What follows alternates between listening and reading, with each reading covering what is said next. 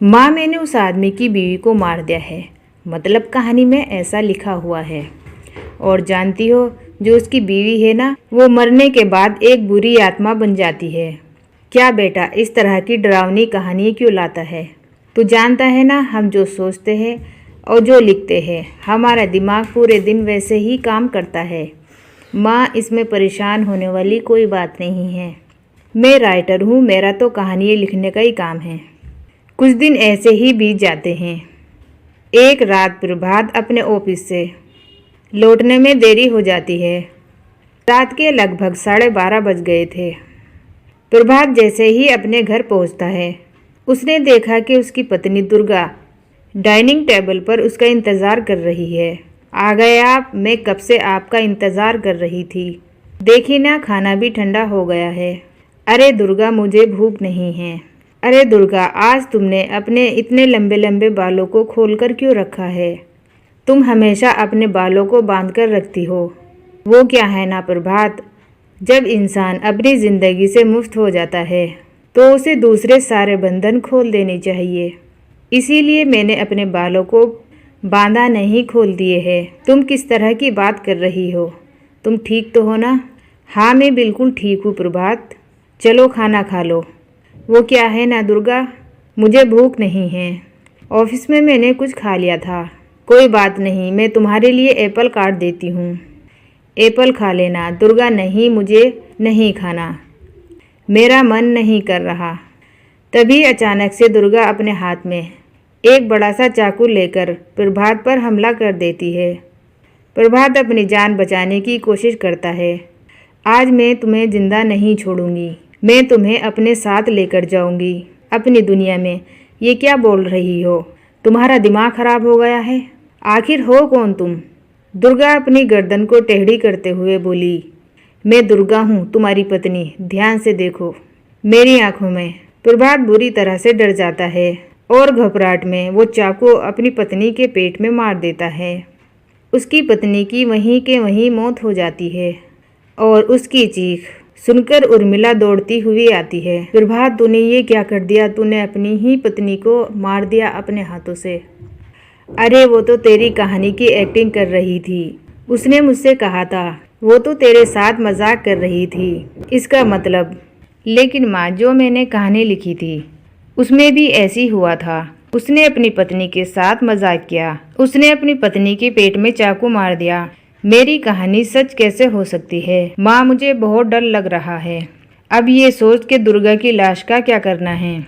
अगर गलती से भी ये बात बाहर फैल गई तो तुझे पूरी जिंदगी जेल की सलाखों के पीछे रहना पड़ेगा। एक काम करते हैं माँ, हम घर के पीछे वाले बगीचे में उसकी लाश को गाड़ देते हैं। अगर कोई पूछेगा तो कह देंगे कि दुर्गा अपनी मायके यहाँ गई है। और फिर एक दिन हम भी अचानक से यहाँ से कहीं दूर चले जाएंगे। कोई नहीं आएगा हमसे पूछने, कोई नहीं आएगा माँ। बाद में जो होगा हम देख लेंगे। प्रभात अपनी माँ उर्मिला की मदद से दुर्गा की लाश को अपने घर के बगीचे में गाड़ देते हैं। कुछ दिन ऐसे ही बीत जाते हैं, लेकिन एक दिन अचानक रसोई से आ रही कुछ आवाज़ें सुनकर प्रभात नींद से उठा। प्रभात ने देखा कि वहाँ पर एक लंबे बालों वाली औरत दूसरी तरफ चेहरा करके खड़ी हुई है। कौन है वहाँ पर? अरे मैं हूँ, मैं दुर्गा। प्रभात, क्या हुआ? मुझसे इस तरह के सवाल क्यों कर रहे हो? तुम दुर्गा नहीं हो सकती। दुर्गा बोलती है, प्रभात, मैं तुम्हारी पत्नी हूँ। तुम मुझे कैसे भूल सकते हो? 4 दिन के लिए मायके क्या चली गई? तुम तो मुझे भूल ही गए। अब अगली बार मैं कहीं नहीं जाऊंगी। पता चला कि तुमने तो मुझे पहचानने से ही इनकार कर दिया। नहीं, तुम दुर्गा नहीं हो सकती। तुम दुर्गा हो ही नहीं सकती। मैं जानता हूँ ये सब क्या हो रहा है। मैंने अपनी कहानी में ऐसा लिखा था कि उस आदमी की पत्नी की मौत हो जाती है और मौत के बाद वो बुरी आत्मा बन जाती है और उसका रूप लेकर उसके घर में आ जाती है। तुम वो ही हो ना? अचानक से खूबसूरत दुर्गा का चेहरा काला पड़ जाता है। ये सब क्या हो रहा है?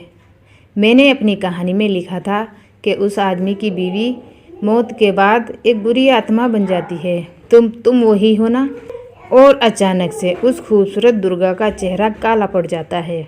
उसकी आंखें लाल हो जाती है और पूरे शरीर पर बाल और लंबे लंबे नाखून आ जाते हैं और उसके दोनों पैर उल्टे हो जाते हैं और बहुत डरावनी आवाज़ में वो चिल्लाने लगती है, मुझे बुरी आत्मा बोल रहा है, मेरा ही खून करके गार्डन में मुझे वहीं मार दिया। तू मुझे बुरी आत्मा कह रहा है, मैं तुझे छोड़ूंगी नहीं। और अचानक से प्रभात के घर में बहुत डरावनी आवाज़ें गूंजने लगती है। घर में चारों तरफ बहुत सारी बुरी आत्माएं नजर आने लगती है। प्रभात घबराकर अपनी माँ को आवाज़ लगाता है, माँ माँ कहाँ हो आप, जल्दी से आइए। माँ देखिए ना, यहाँ पर ये सब क्या हो रहा है। प्रभात ने देखा कि अचानक से उसकी माँ कमरे से दौड़ती हुई आती है। क्या हुआ प्रभात, और ये लोग कौन हैं? इन सब की गर्दन टेढ़ी क्यों है? प्रभात, ये लोग तो सब मुझे मरे हुए नजर आ रहे हैं। हाँ माँ, ये सब लोग मरे हुए हैं और ये ठीक वैसे ही हो रहा है जैसे मेरी कहानी में लिखा था। मेरी कहानी के हिसाब से तो आप भी। अचानक से उर्मिला का रूप बदल जाता है। वो भी एक डरावनी साये की तरह बन जाती है और बहुत डरावनी आवाज़ में चिल्ला चिल्ला कर कहती है, मर गई तेरी माँ। जानता है, कल रात जब तू सो रहा था मैंने उसके शरीर का सारा खून पी लिया, अब बस हड्डियाँ बची है। ये कहकर वो ज़ोर ज़ोर से हंसने लगी। नहीं, ऐसा नहीं हो सकता, ऐसा बिल्कुल भी नहीं हो सकता। मेरी माँ नहीं मर सकती। तुझे भरोसा नहीं है तो फिर जाकर देख अपने कमरे में, तेरे पलंग के नीचे तेरी मरी हुई माँ की हड्डियाँ मिलेगी। प्रभात दौड़कर अपने कमरे में जाता है और अपने पलंग के नीचे देखता है। वहाँ पर सचमुच एक हड्डियों का कंकाल पड़ा हुआ था और उसके शरीर पर जो कपड़े थे वो प्रभात की माँ के थे। अब मुझे कुछ करना पड़ेगा, लेकिन मेरी कहानी में लिखा था कि माँ की मौत मेरे हाथों से होगी, पर माँ तो पहले ही मर चुकी है और वो बुरी आत्मा मुझे भी मार देगी। नहीं नहीं, इससे पहले कि वो मुझे कुछ कर दे, मुझे उसका काम खत्म करना होगा। प्रभात अपने हाथ में बड़ा सा चाकू लेकर उस बुरी आत्मा पर हमला कर देता है जिस आत्मा ने प्रभात की माँ का रूप लिया हुआ था, और अगले ही पल वो नीचे गिर जाती है और उसके शरीर से खून बहने लगता है। ऐसा नहीं हो सकता, एक बुरी आत्मा के शरीर में तो खून होता ही नहीं। तो क्या सच में मैंने अपनी माँ को अपने ही हाथों से मार दिया? लेकिन अभी कुछ देर पहले तो फिर वो कौन थी? वो कंकाल किसका था? और ये कौन है? मैं पागल हो जाऊंगा। और अपनी माँ की लाश, इसका क्या करूं? लोग पूछेंगे तो क्या जवाब दूंगा? तभी वहाँ पर दुर्गा का रूप लेकर जो आत्मा थी उसने प्रभात से कहा, गाड़ दे अपनी माँ को भी ले जाकर उसी जगह जहाँ तूने मेरा खून कर कर मुझे ही गाड़ दिया था। घबराता हुआ प्रभात पागल की तरह अपनी माँ की लाश को लेकर बगीचे में गाड़ देता है। प्रभात की हालत पागलों जैसी हो जाती है। वो अपना आप को अपने घर में बंद कर लेता है। कहानी के हिसाब से तो आगे ये हुआ था कि कहानी लिखने वाले ने उन बुरी आत्माओं से डर के आत्महत्या कर ली थी। क्या मैं भी आत्महत्या कर लूँगा? एक काम करता हूँ, मैं अपनी कहानी का अंत बदल देता हूँ। हाँ, ये मैंने पहले क्यों नहीं सोचा। मैं लिख दूँगा कि कहानी लिखने वाला आत्महत्या नहीं करता, बल्कि कहीं दूर जाकर नए सिरे से अपनी ज़िंदगी की शुरुआत करता है। ये सोचकर प्रभात अपनी लिखी हुई कहानी बाहर निकालता है। उसे पढ़ना शुरू कर दिया। ये देखकर वो हैरान हो गया। कहानी का अंत तो किसी ने पहले ही बदल दिया था। ये क्या, इसमें तो लिखा हुआ है कि आखिर में उस लेखक की पत्नी और माँ दोनों बगीचे में जिंदा गड़ी हुई है। बुरी आत्मा ने उनको कैद करके रखा था और वो लेखक अपनी माँ और अपनी पत्नी को जिंदा बाहर निकाल लेता है। लेकिन ये सब लिखा किसने? प्रभात दौड़कर बगीचे में जाता है और वहाँ पर खुदाई करना शुरू कर देता है।